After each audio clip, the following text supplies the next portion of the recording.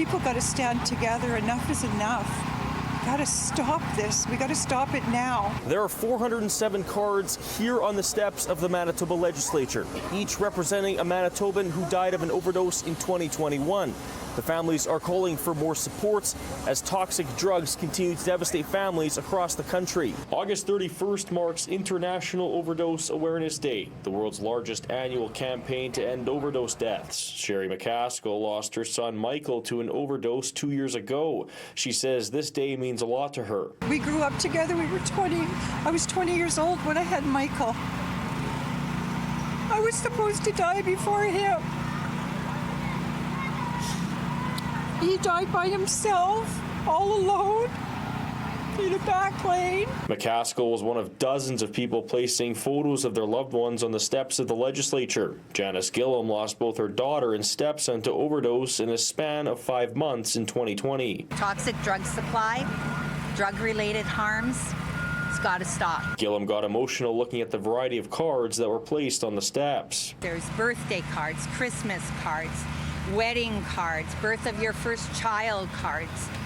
These cards represent our loved ones who are not going to be giving us those cards, and we aren't able to buy those for our loved ones any longer. In 2019, there were 199 fatal overdoses in Manitoba. That number jumped to 372 in 2020, and the number continues to increase as 2021 saw 407 total deaths. Shauna Ilsley, Executive Director of Manitoba Harm Reduction Network, says Canada is in the midst of an overdose crisis. Even if our numbers did start to go down, we're not going to stop talking until our numbers are what we would consider not acceptable, but a reasonable risk for folks to take. Ilsley says Manitoba needs to implement safe services that will save lives. We need safe consumption services in this province. We need safe supply of substances so our relatives aren't using a toxic supply, just like we have a safe supply of alcohol right now.